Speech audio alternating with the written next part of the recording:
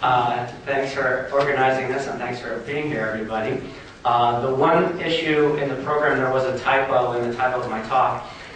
It said, how to create growth, the benefit of government for creating growth, and at the risk of being called a radical libertarian by Professor Sally, I'm going to be talking about the benefits of economic freedom for producing growth around the world.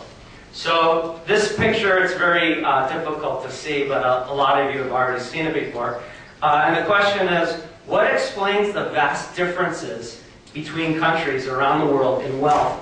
And what this is a satellite picture of the Earth at night, and you can see places like Europe, the United States. There's a lot of lights on at night. And in other places around the world, it's very, very dark at night. So why is that? Why do certain places, they don't even have basic things like electricity to the same extent that the rest of the world does? Is it resources, location? Is it democracy, smarts? All these different theories exist, but I want to point you to this picture, which is specifically North Korea and South Korea, have very similar regions, similar people, and as you can see, in South Korea, there's lots of lights on, and in North Korea, there are hardly any lights on at all. If we look at average income, in North Korea, it's $2,000. In South Korea, it is $20,000. So quite a huge difference between these two otherwise similar countries. And the theory that I want to talk about today is the idea that it's economic policy. I think everybody in this room can agree on this, and I'm going to present some data to show the importance of economic freedom for things like growth. Adam Smith, often considered the first economist, talked about how things like free trade, private property, rule of law are beneficial for markets compared to other things, such as mercantilism that Professor Sally was talking about. I'm going to be presenting the findings of this book, The Economic Freedom of the World Report, by James Courtney, Josh Hall, and Robert Lawson. And I'm actually I used to like them a lot, but I'm very upset at them because they put my name in such small print down here. Okay, what is economic freedom? Basically, this book and this literature defines economic freedom as the ability for individuals to make choices for themselves, to own property, to run their business, to make investments in that business, to fire people, hire people who they want, and then they get to benefit or lose based on their individual choices. What the book does and what the literature does is it basically tries to find an objective way of quantifying economic freedom. And what it does is it gets data for over 100 countries, how much countries rely on markets and how much countries rely on government. I'm sure a lot of you know this literature, so I'm just going to run through it briefly. But basically, they measure on a relative scale how big is the size of your government? How much taxation is there in your country? So if a country has less taxes than other countries, they would get a 10. Relatively, they're better. If a country has high taxes, they would get a 0. Relatively, they're worse. Other things like respect for private property, the rule of law, soundness of money. Government is heavily involved in the monetary system. That would be a system with less economic freedom. When government is printing lots of money, quantitative easing, I guess, is the new terminology in the United States, that would be inconsistent with economic freedom. How much trade regulations are there? Do you have the ability to buy foreign products? Do you have to pay tariffs on foreign products? If countries have lots of tariffs, they would get lower economic freedom scores. And then finally, regulation of business, labor, capital. Can you import things? Can you fire workers? If you can't, there would be less economic freedom. If you can, there would be more economic freedom. Now, what they do is they take all these measures, they add it up, and they say, on a scale of 1 to 10, where does your country score? And we can see the results. So critics of economic freedom would say, yeah, we agree with this definition from a positive perspective. In countries with less economic freedom, we're going to do better. Advocates of economic freedom might say the opposite. So let me just show you some of the main findings. We can see places like Europe, North America, Australia have more economic freedom on average than places like Africa, some of the South American nations on average.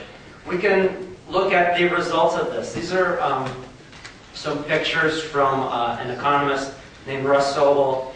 So I'm just going to take them at face value. I don't know if they're all true, but I think a lot of them are true. But this is a country with low economic freedom. We can see there's vastly different results than countries with high economic freedom. So this is Guinea. You can see things are not very developed there. Another country with low economic freedom. Is anybody here from Romania? Okay, so I think these pictures are true. I'm not sure. But what you see in Romania is it's not the most developed place in the world. The stores aren't that fancy. I think this is a true picture. My favorite one coming up is as follows.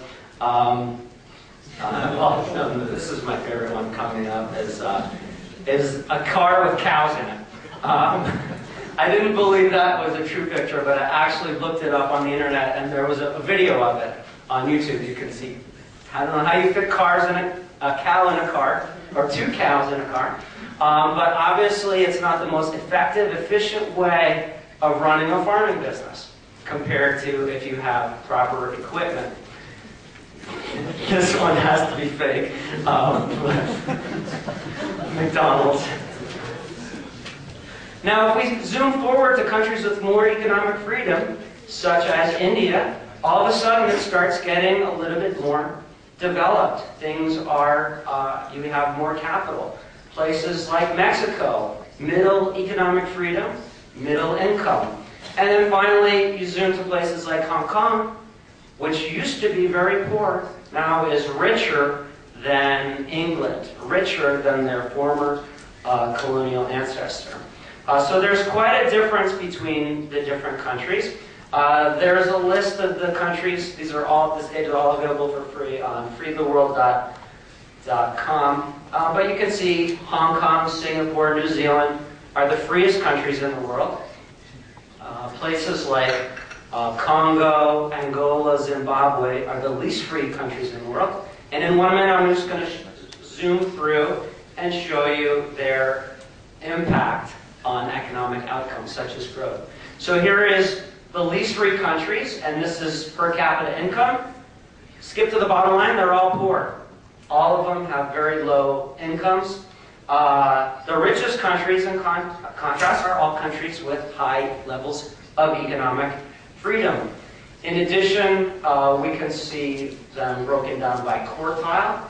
If you are in a low freedom country, you are making $3,000 per year. If you're in a high freedom country, you're making $30,000 per year on average. Okay, some are more, some are less, obviously. In addition to things like income, we can see investment. Countries with more economic freedom have more foreign direct investment. We also can see this over time, benefiting all different types of people. Homes have been getting bigger. More people have air conditioning than they ever had. The showers, this is the shower from my condo. This is the shower from my hotel from last night, Barbara, so I'm still a little bit upset about that. Cars are getting better. Phones are getting better. Entertainment's getting better. Everything is getting better because of the benefits of economic freedom. People can invest, create new products. You don't have to visit a doctor like this who has a saw anymore. Okay, in addition, what about poor people? Does this trickle down to benefit poor people? Well, I'm going to say yes, it does. This is the percentage of households who have a whole bunch of different products. So this green line is electricity. 100% of households have electricity. What about a refrigerator? 100% of households have refrigerators. So over time, products that only the rich used to have, now everybody has. We can look at things like cell phones increasing over time. What about inequality? Countries with more economic freedom actually have similar income distribution as countries with less economic freedom. So 2.5% of income in the least free countries goes to the poorest decile. It's the same exact thing in rich countries, economically free countries. Would you rather have 2.5% of a small pie or a large pie? Most people would rather have 2.5% of a large pie. And you can see the poorest people in in high economic freedom countries have much more money than the poor people in low economic freedom countries. There's data on how over time people get to get richer as they age. There's also data on things like Human Development Index, published by the United Nations. More economically free countries do better on things like that. On life expectancy, there's more in economically free countries. Infant mortality, there's less in economically free countries. Population living with improved water sources, more in economically free countries. Environmental performance, better in economically free countries. So these are just some of the basic findings. There's a lot more that we could talk about later. But I want to talk about this because in the past couple of years, people have been questioning capitalism, saying we've got to abandon it. There was a cover of Time magazine. What did it say? Is capitalism dead? Something like that. And I just want to make the case that even though a lot of us are pessimistic right now in the past couple of years about government getting bigger, over time economic freedom can change, and it can change in bad directions or positive directions. And if we look at over the last 30 years, this is the average in the world has been getting more free. So that's a good thing, and we can hope that it can continue. We can look at lots of examples in specific countries. Zimbabwe has been getting less free, and I don't need to share the details with you. It's a disaster there. Venezuela has been getting less free. It's also a disaster there.